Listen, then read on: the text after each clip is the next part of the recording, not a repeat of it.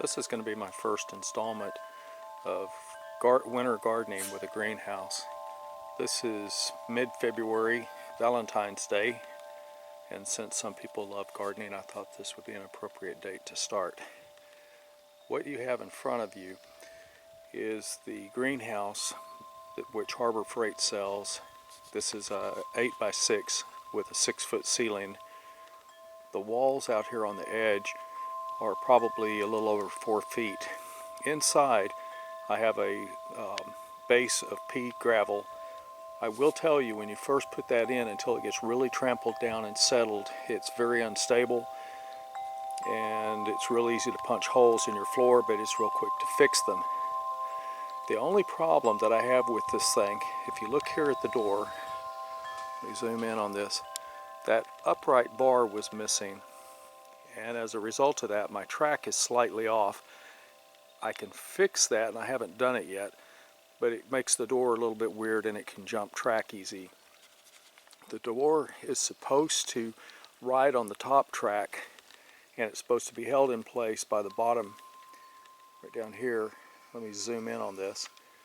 However, that mechanism never worked exactly right, and the door was a bear to put together. I mean, just a bear. If you look right here, let me zoom in on this, you'll notice I have two different screws. The one that is kind of gold in color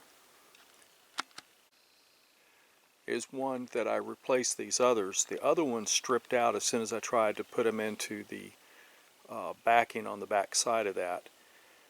Also, the plastic has to be inserted as the door is built, otherwise you'll never get it together properly. As I say, the door was a bear. One last thing for this. I have this base. They recommend 2x8s and 4x6s, and they give real specific dimensions on it. When you build the base of the thing, you're supposed to then screw it down after you have your uprights in place. That's contraindicated, as if you do get that down and for some reason it puts a warp into the frame, your panels are not going to fit properly. I strongly advise the very first thing to do is to put your plastic panels in place and then screw that down, as the frame will then be cajoled, as it were, into holding position. Now, it has this really nifty little port on both sides that can be opened up to allow hot air to escape if it gets too heated. The only modification that I'm making to this greenhouse is right here. I'm going to put a, see those two little holes?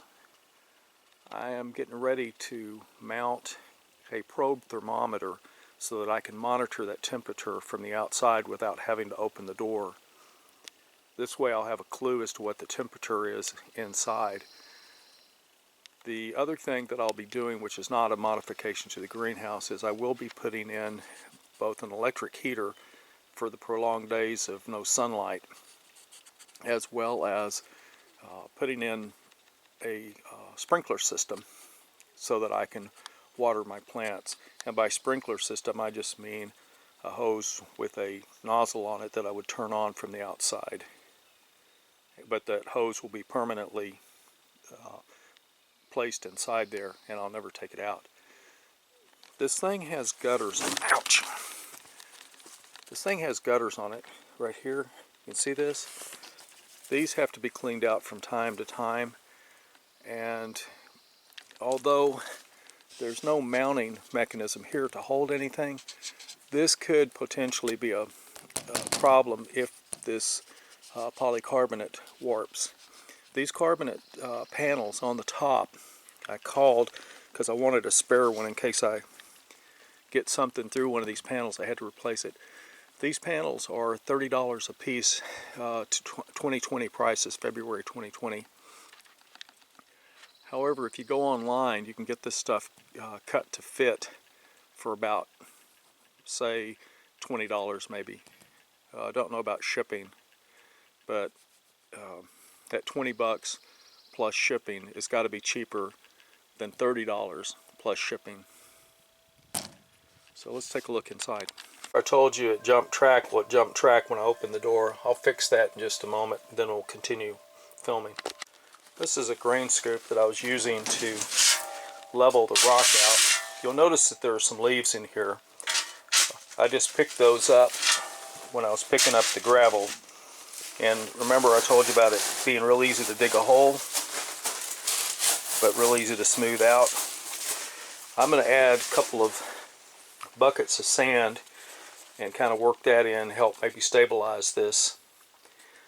Over here I have a bag of some stuff that I bought to be gardening with. I have these paper or plastic styrofoam cups. I have a jug of water. The hole that you see in the top is so that I can dip that down into my rain barrel, fill it up, and then carry it in and pour off the top.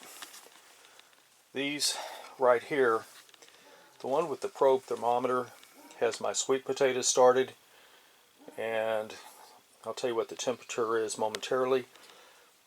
The other two have onions. We have the red onion and then the yellow onion, or the white onion, whatever they call it. These right here are going to be some experiments with the two different types of onions, dealing with some beneficial fungus that's supposed to stimulate root growth, and I'll be tracking all that. For potting soil, I'm using mushroom dirt. It's made by Ladybug, is the brand name.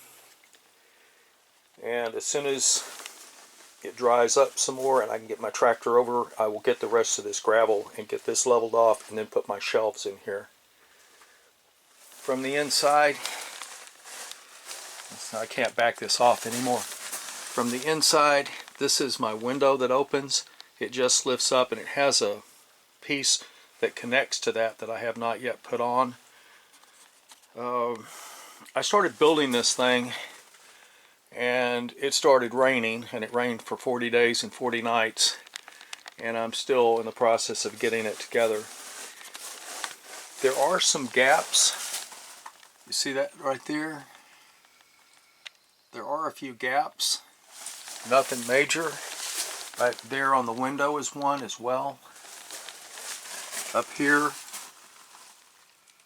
you see this is just the way it's manufactured. It doesn't go any tighter than that. Those could be foam filled or something like that. The aluminum, let me back off here.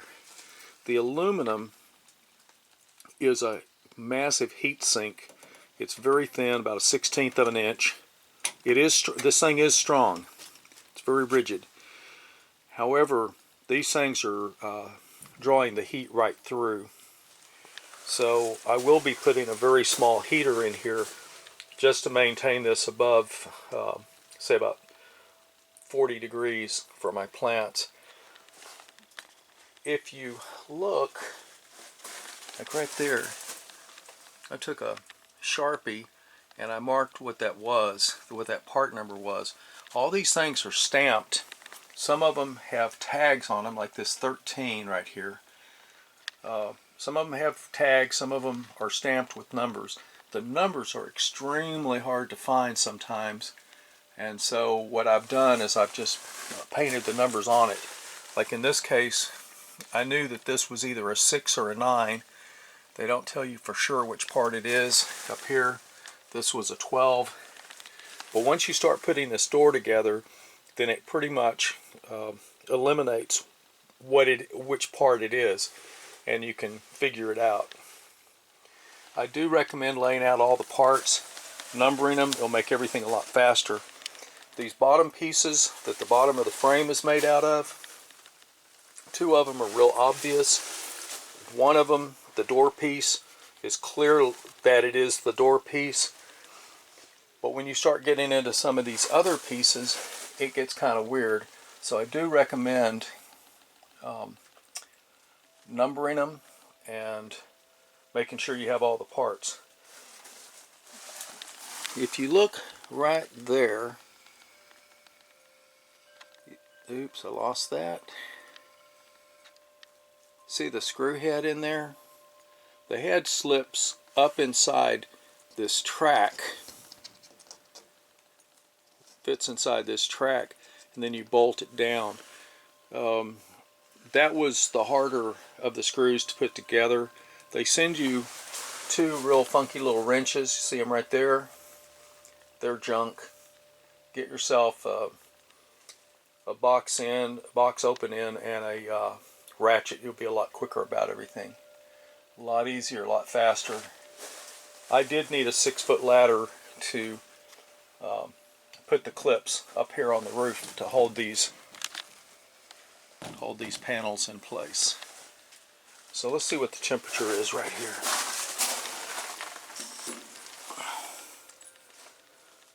It's sitting right at 50 degrees, which is the temperature outside.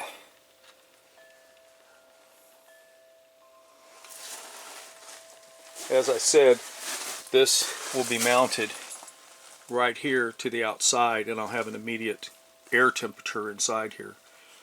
I could stick a thermometer on the wall and hope that the precipitation that forms, the dew as it were, wouldn't obscure it. It's just easier to put something outside.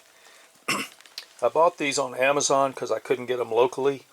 I think they were $4 a piece. I bought 4 of them.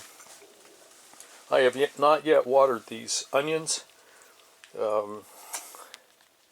We got 4 inches of rain a couple of days ago, and these onions tried to root into the soil where I had them sitting prior to starting to bag.